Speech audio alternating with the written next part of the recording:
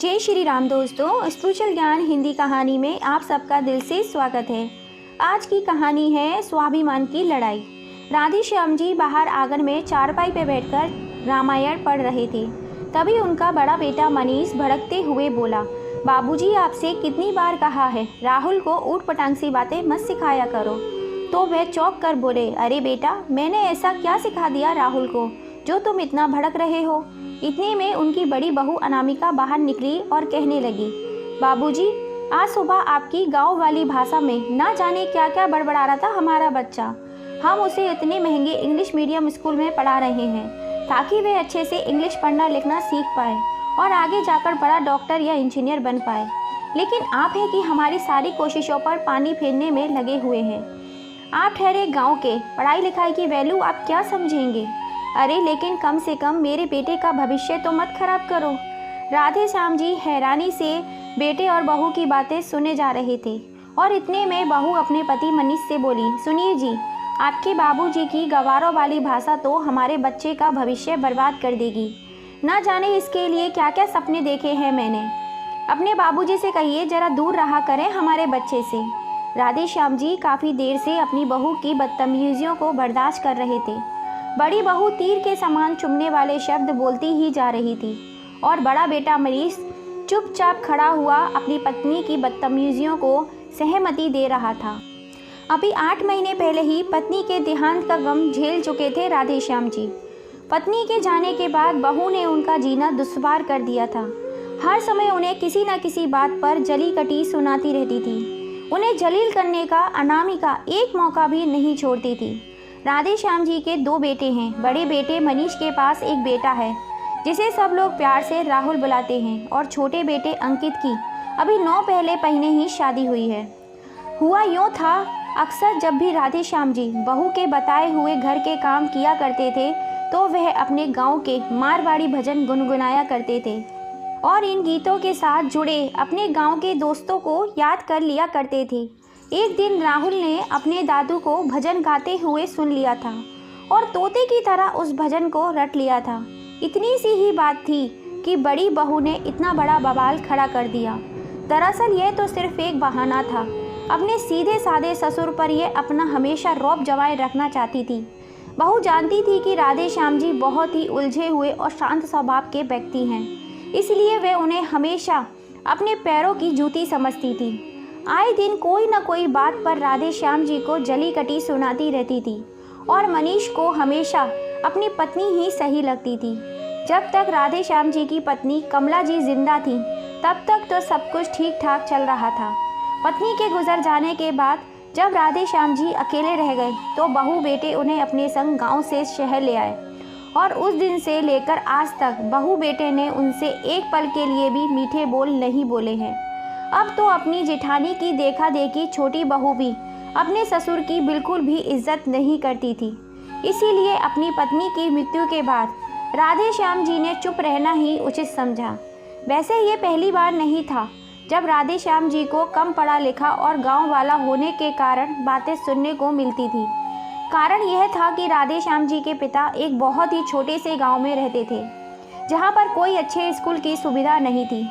यहाँ उसी समय की बात है जब गांव में पाठशाला चला करती थी और राधे श्याम जी भी इस पाठशाला में पढ़ने के लिए जाया करते थे और गांव की पाठशाला में हिंदी और थोड़ा बहुत गणित पढ़ाया जाता था। अंग्रेजी भाषा का ज्ञान तो पाठशाला में दिया ही नहीं जाता था। ऊपर से गांव में रहने के कारण उनकी भाषा में ग्रामीण शब्दों का प्रभाव था।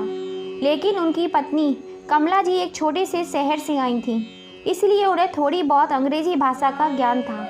लेकिन जब पढ़ी लिखी और नौकरी पेशा माँ बाप की बेटी अनामिका राधे श्याम जी और कमला जी की बहू बनकर घर में आई, तब से वह उन्हें दिन रात कम पढ़े लिखे होने का एहसास दिलाती रहती थी।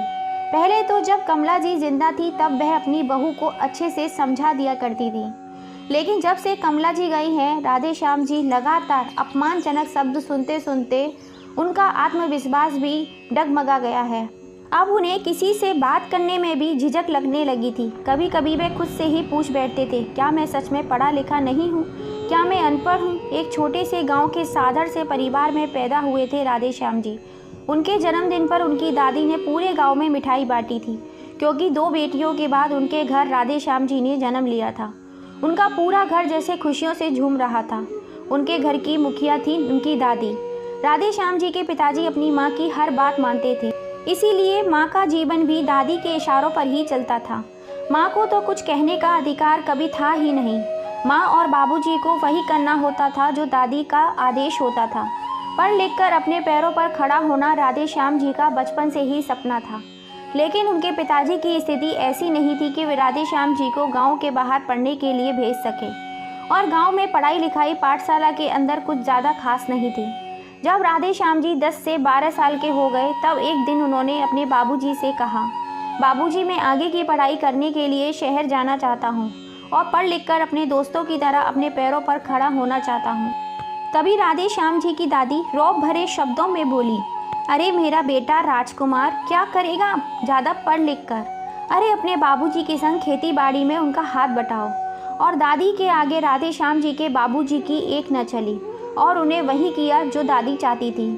और राधे श्याम जी 10वीं तक पाठशाला में पढ़ने के बाद अपने पिता के संग खेती बाड़ी के काम में लग गए। जब भी राधे श्याम जी अपने बाबूजी के संग खेती बाड़ी के काम के लिए शहर जाया करते थे, तब वह शहर से कुछ किताबें खरीद कर ले आया करते थे और दादी के डर से रात रात भर बैठकर उन किताबों को पढ़ा करते थे। राधे श्याम जी ने बेशक आगे की पढ़ाई स्कूल में ना की हो, लेकिन किताबों के माध्यम से उन्होंने बहुत सारा ज्ञान प्राप्त कर लिया था। और थोड़े समय के बाद ही राधे श्याम जी की शादी कर दी गई। कमला जी एक छोटे से शहर से आई थी, तो वह थोड़ी बहुत पढ़ी लिखी थी। राधे श्याम जी अक्सर कमला जी से रात में अंग्रेजी भाषा का ज्ञान लिया करते थे। राधे श्याम जी की पढ़ाई में रुचि देखकर कमला जी ने चुपचाप से उनका 12वीं का फॉर्म भरवा दिया था। परीक्षा दिलाने के लिए कमला जी उन्हें अपने मायके लेकर चली गईं। वहीं रहकर राधे श्याम जी ने 12वीं की परीक्षा दी। परीक्षा देने के बाद राधे श्याम जी बहुत खुश थे। वह भी पढ़ लिख कर अपने दोस्तों की तरह शहर में नौकरी करना चाहते थे। लेकिन कुछ समय के बाद ही उन्हें पता चला कि कमला जी माँ बनने वाली हैं। यह खबर सुनते ही राधे श्याम जी की ज़िंदगी खुशियों से भर गई। 9 महीने के बाद कमला जी ने बड़े बेटे मनीष को जन्म दिया और उसके 2 वर्ष बाद छोटा बेटा अमित भी इस दुनिया में आ गया। उनकी गृहस्थी बहुत ही हंसी खुशी चल रही थी। राधे श्याम जी अपनी खेती बाड़ी का काम संभालने लगे और कमला जी घर का। धीरे धीरे समय व्यतीत होने लगा और राधे श्याम जी की दादी का देहांत हो गया। जब राधे श्याम जी को अपने दोनों बच्चों की पढ़ाई की चिंता होने लगी, क्योंकि गांव में कोई अच्छा स्कूल नहीं था, इसलिए वे शहर में एक छोटा सा घर लेकर रहने लगे और वहीं रहकर उन्होंने अपने दोनों बच्चों को पढ़ाया लिखाया। और आज वही राधे श्याम जी अपने बेटों बहू के मुंह से अपमानजनक बातें सुन रहे थे। अब धीरे धीरे कर कर उनका धीरज जवाब देने लगा था। अकेले अपने कमरे में बैठकर अपनी पत्नी की तस्वीर के आगे खूब रोया करते थे। दिन भर दिन उनकी तबीयत भी धीरे धीरे ढल रही थी। एक दिन बहू ने उन्हें सब्जी लेने के लिए बाजार भेजा, तो भीड़ में अचानक एक आवाज़ उनके कानों से टकराई, ओ राधे श्याम। राधे श्याम जी को यह आवाज़ कुछ जानी पहचानी सी लगी और पीछे मुड़कर देखा तो उनके बचपन का दोस्त लखन खड़ा हुआ था। इतने सालों बाद अपने बचपन के दोस्त से मिलकर राधे श्याम जी बच्चों की तरह चहक रहे थे। दोनों दोस्तों ने कसकर एक दूसरे को गले से लगा लिया। तभी लखन ने कहा, चल यार, पास के किसी रेस्टोरेंट में बैठकर एक एक कप चाय पीते पीते अपने बचपन की यादें ताज़ा करेंगे। इतने सालों बाद तू यहाँ इस शहर में मिलेगा, मुझे तो अंदाज़ा भी नहीं था। राधे श्याम, मेरी यहाँ के कॉलेज में प्रिंसिपल के तौर पर पोस्टिंग हुई है, तो मैं अपने पूरे परिवार को लेकर इसी शहर में रहने के लिए आ गया। और भाई, अब तो बच्चे भी बड़े होकर अपनी अपनी नौकरी कर रहे हैं। और तुम सुनाओ, तुम आजकल क्या कर रहे हो? राधे श्याम। लखन द्वारा पूछे गए प्रश्न पर राधे श्याम जी अचानक ठिठक गए और सोचने लगे, क्या ख्वाब भी थे कभी मेरे? फिर याद आया, हाँ, ख्वाब तो बहुत बड़े बड़े थे मेरे। यह कहते कहते राधे श्याम जी की आंखों से आंसुओं की धारा बह निकली और उन्हें गले से बोले, ख्वाब पूरे करने वाली मेरी पत्नी ही नहीं रही अब इस दुनिया में। 8 महीने पहले ही मुझे अकेला छोड़कर इस दुनिया को अलविदा कहकर चली गई। यह बात सुनकर लखन को बहुत जोर का झटका सा लगा। राधे श्याम जी की आंखों से आंसू पोंछते हुए लखन ने उन्हें कसकर गले से लगा लिया। कुछ देर बाद लखन ने पूछा, फिर आगे पढ़ाई पूरी करने के बारे में क्यों नहीं सोचा तुमने? अपनी पढ़ाई पूरी करके तुम तो एक टीचर बनना चाहते थे। शादी से पहले तो दादी के हिसाब से ज़िंदगी चलती थी और शादी के बाद कमला जी की वजह से तुमने अपनी आगे की पढ़ाई थोड़ी बहुत पूरी की और बच्चों की वजह से फिर तुम्हारी पढ़ाई बीच में ही छूट गई। लेकिन अब बेटों को पढ़ा लिखा कर उनकी शादी हो जाने के बाद बहू के इशारे पर नाच रहा हूँ। बहुएं नौकरी कर रही हैं तो मैं पीछे से राहुल को संभाल लेता हूँ। ऊपर से अनपढ़ गवार का तमका मेरे सर पर लगा है। सो अलग, और अब तो उम्र भी बीत गई। इस उम्र में तो मैं पढ़ाई नहीं कर सकता। लोग हंसेंगे मेरे ऊपर। ख्वाब पूरे ना कर पाने की बरसों पुरानी टीस आज राधे श्याम जी के आंसुओं के जरिए बाहर आ निकली। लखन हैरानी से राधे श्याम जी की तरफ देखते हुए गुस्से में बोला, क्यों? अभी कौन सा समय बीत गया और क्या हुआ तेरी उम्र को? लेकिन लखन, अब अपने ख्वाब पूरा करने निकलूँगा तो सबसे पहले तो घर के लोग ही मुझ पर हंसेंगे और जग हंसाई होगी सो अलग। राधे श्याम, लोग एक दिन हंसेंगे, दूसरे दिन बोलेंगे, तीसरे दिन भूल जाएंगे। तू लोगों की मत सोच। तू वह कर जो तुझे करना है। तू वह कर जो तुझे करने में खुशी मिलती है। यह बात हमेशा याद रखना। ये ज़िंदगी तुम्हारी है, लोगों की नहीं। अरे राधे श्याम, तू अपने अंदर के जोश को जगा, जो अपनी दादी के सामने भी बोलने की हिम्मत रखता था। तू आज भी वह सब कुछ कर सकता है जो उस समय भी कर सकता था। हो सकता है पहली बार में सफलता ना मिले, लेकिन तू हिम्मत रखकर डटे रहना। हार कभी मत मानना, सफलता तुम्हारे कदम जरूर चूमेगी। लखन ने राधे श्याम को अपना विजिटिंग कार्ड दिया और बोला, जब तुम्हें अपनी पढ़ाई शुरू करनी हो तो मुझसे आकर मिल लेना। मैं तुम्हारे लिए कॉलेज में स्पेशल क्लास का प्रबंध करवा दूंगा। अपने दोस्त की बातों ने राधे श्याम जी के जैसे नया जोश ही भर दिया हो। उन्हें ऐसा लगा जैसे किसी ने उन्हें गहरी नींद से जगा दिया हो। जैसे जैसे उनके कदम घर की ओर बढ़ रहे थे, उनके दिल में अपने वजूद की पहचान बनाने के लिए तड़प भी बढ़ती ही जा रही थी।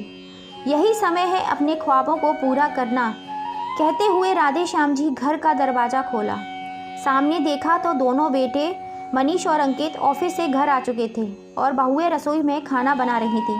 सब्जी का बैग एक तरफ रखते हुए राधे श्याम जी ने इस समय बात करने की ठानी और आकर सबके साथ बैठ गए। दोनों बहुएं भी बाहर आ गईं। अच्छा हुआ तुम सब यहीं बैठे हो, मुझे तुम लोगों से कुछ बात करनी है। दोनों बेटे राधे श्याम जी की बात सुनकर कुछ हैरान से होते हुए बोले, क्या हुआ बाबूजी, क्या बात करनी है? बहुत बरसों से मेरे कुछ ख्वाब थे जिन्हें मैं पूरा करना चाहता हूँ। मुझे लगता है अब वक्त आ गया है। बाबूजी, साफ साफ कहिए, आप कहना क्या चाहते हो? मैंने तय कर लिया है कि मैं अब आगे अपनी पढ़ाई पूरी करूँगा। राधे श्याम जी ने अपनी बात रखी तो सब हैरानी से देखने लगे। मंदिर और सत्संग के अलावा यह कौन सा नया शौक कर लिया आपने ससुर जी? यह भी कोई पढ़ाई करने की उम्र है? कुछ तो सोच कर बोला करिए। बहू तंज करने के इरादे से बोली, बाबूजी आप ठीक तो हैं? ये कैसी बहकी बहकी बातें कर रहे हो? भड़कते हुए बड़ा बेटा मनीष बोला, हाँ बेटा, मैं बिल्कुल ठीक हूँ।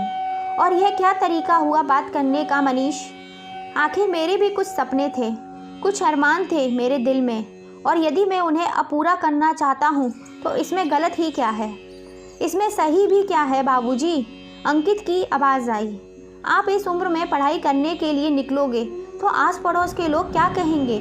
फिर मेरा ससुराल भी इसी शहर में है, वहाँ मेरी क्या इज्जत रह जाएगी? और मेरे दोस्त, वह लोग तो मुझ पर हंसेंगे और मेरा मजाक उड़ाएंगे। छोटी बहू रानी भी कहाँ चुप रहने वाली थी। टोंट कसते हुए बोली, बाबूजी, अभी अभी कुछ समय पहले ही सासू माँ की मृत्यु हुई है और आपको यह सब करने का सोच रहा है। यदि आपको ये सब करना है तो आप कहीं और जाके कीजिए, इस घर में ये सब कुछ नहीं चलेगा। बेटे बहुएं अपना फैसला सुनाकर अपने अपने कमरे में चले गए। राधे श्याम जी अपने बेटे और बहू के मुंह से ऐसी बातें सुनकर दंग रह गए, लेकिन इस बार उनके बागी मन में बेटे और बहू के फरमान को मानने से पूरी तरह इनकार कर दिया था। उन्हें एहसास हो गया था कि यदि अभी भी वह हमेशा की तरह दब गए तो सिर्फ अफसोस ही रह जाएगा कि ज़िंदगी में अपनी छोटी छोटी ख्वाहिशों को भी पूरा नहीं कर पाए। अगले दिन सुबह तक राधे श्याम जी ने सोच लिया था कि उन्हें अपने ख्वाब कैसे पूरे करने हैं। जब सब लोग तैयार होकर अपने अपने काम पर चले गए तो राधे श्याम जी भी कॉलेज जाने के लिए निकल गए। कॉलेज पहुँचे तो प्रिंसिपल ऑफिस के बाहर बड़े बड़े अक्षरों में लिखा हुआ था, डॉक्टर लखन शर्मा। मन ही मन सोचने लगे, कितना गर्व महसूस करता होगा लखन अपने आप पर। इतने में गार्ड आकर पूछने लगा, किससे मिलना है आपको? प्रिंसिपल से मिलना है, राधे श्याम जी ने कहा तो गार्ड उन्हें ऑफिस में ले गया। राधे श्याम को अपने सपनों की ओर कदम बढ़ाते देख लखन बहुत खुश था। राधे श्याम जी का स्नातक प्रथम वर्ष में एडमिशन के लिए फॉर्म भर दिया, लेकिन जब राधे श्याम जी ने अपने दोस्त से कहा कि घर के हालातों के कारण वह प्रतिदिन क्लास अटेंड करने नहीं आ पाएंगे तो लखन कुछ सोच में पड़ गया। लेकिन इसके बाद तुरंत उसके चेहरे पर मुस्कुराहट बिखरते हुए कहने लगा, इस बात का भी हल है मेरे पास। जो विद्यार्थी कक्षा अटेंड करने के लिए कॉलेज नहीं आ पाते उन्हें हम वीडियो के ज़रिए लेसन उपलब्ध करवा देते हैं। कल से रोज़ ये कक्षा कार्य की वीडियो तुम्हारे पास मोबाइल पे भेज दी जाएगी। तुम्हें कॉलेज में केवल परीक्षा देने के लिए आना होगा। अगले ही दिन से राधे श्याम जी ने बेटे बहू के जाने के बाद पढ़ाई करना शुरू कर दिया।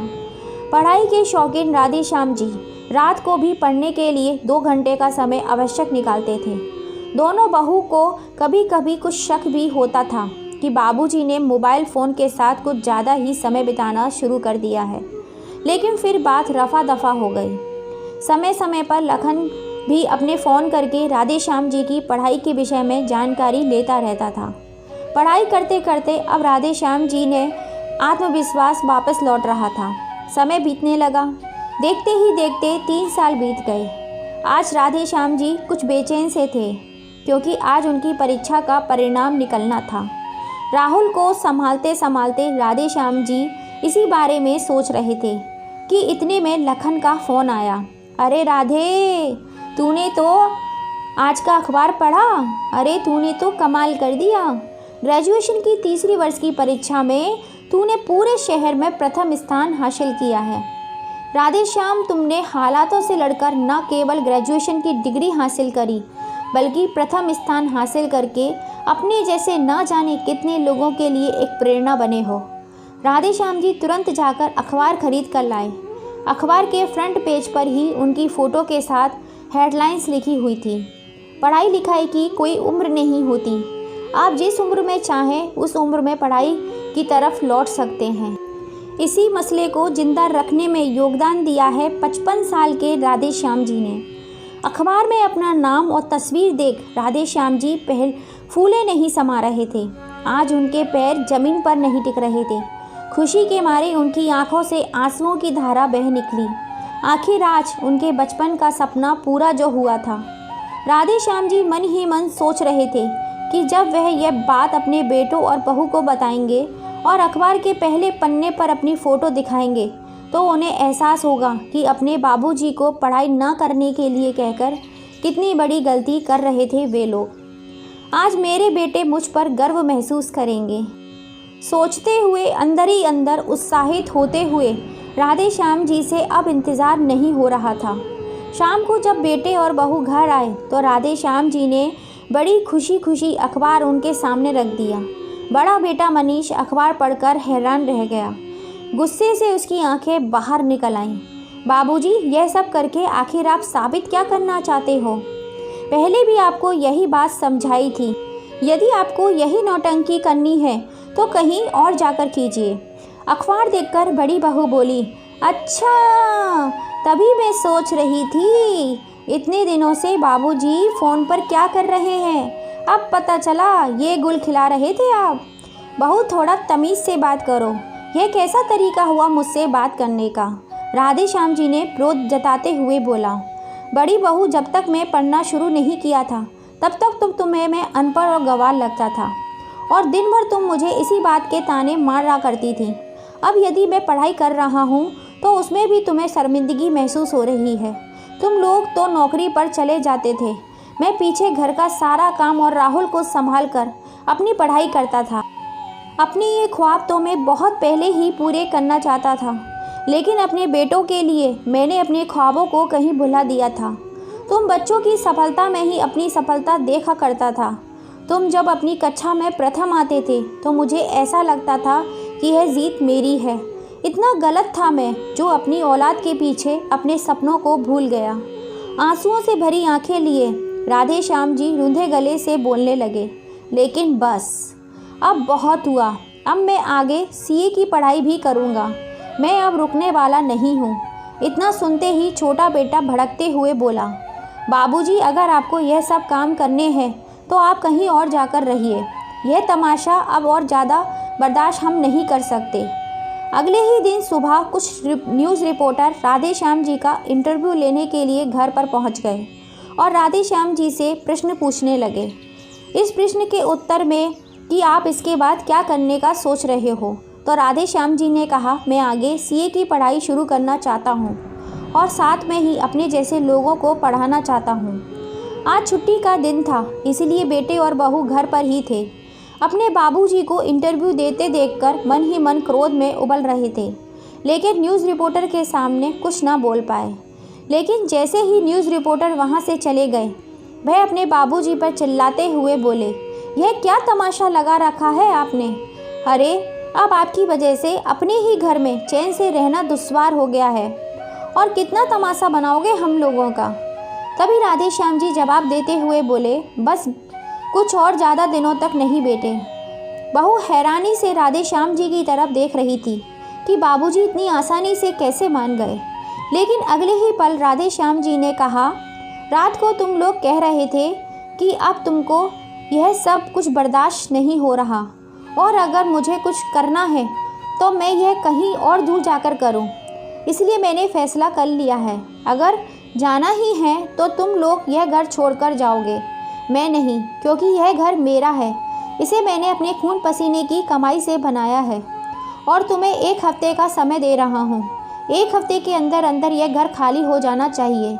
अब इस घर में मुझ जैसे वह लोग रहेंगे जिनके सपने किसी न किसी वजह से अधूरे रह गए थे। तुम्हारे जैसे नालायकों की इस घर में कोई ज़रूरत नहीं है। राधे श्याम जी ने आवाज़ को बुलंद करते हुए अपने बेटे और बहुओं से कहा, रोज़ रोज़ की जली कटी बातें सुनने से तो अच्छा है कि मैं आत्मनिर्भर बनकर अपने जैसे लोगों के साथ रहूं और बहू बेटों के सताए हुए लोगों की ज़िंदगी संवार सकूं। राधे श्याम जी की आज बुलंद भरी आवाज़ सुनकर दोनों बेटे और बहू के सर पर आसमान टूट पड़ा, लेकिन वे कुछ और भी नहीं कर सकते थे क्योंकि यह घर राधे श्याम जी का ही था। और दोनों राधे श्याम जी का फैसला सुनकर अपने अपने कमरे में चले गए। अगले ही दिन मकान के बाहर एक बड़ा सा बोर्ड लगा दिया गया। राधे श्याम जी गर्व भरी मुस्कान के साथ उस बोर्ड की तरफ देख रहे थे। बोर्ड पर बड़े बड़े अक्षरों में लिखा हुआ था, बच्चों के सताए हुए माँ बाप का आशियाना। दोस्तों, आज राधे श्याम जी ने साबित कर दिया, अपने सपनों को पूरा करने की कोई उम्र नहीं होती। ज़िंदगी में हर किसी का कोई ना कोई सपना पीछे ज़रूर छूट जाता है। जैसे बचपन में मेरा सपना था ड्राइंग टीचर बनने का, वैसे ही आप लोगों का भी कोई सपना रहा होगा। अगर है तो प्लीज़ कमेंट करके हमें ज़रूर बताइएगा। कहानी कैसी लगी, अपनी राय हमें कमेंट करके ज़रूर बताइए और अपनी इस छोटी सी फैमिली में अपने सपने ज़रूर शेयर कीजिएगा। फिर मिलेंगे ऐसी ही किसी कहानी के संग। जय श्री राम दोस्तों, जाने से पहले अगर अब तक आपने सब्सक्राइब नहीं किया है तो प्लीज़ जल्दी से कर लीजिए और पास में लगी घंटी को दबाना मत भूलिएगा, जिससे हम जब भी नई कोई कहानी डालें उसका नोटिफिकेशन आपको मिल सके। जय श्री राम दोस्तों, फिर मिलेंगे।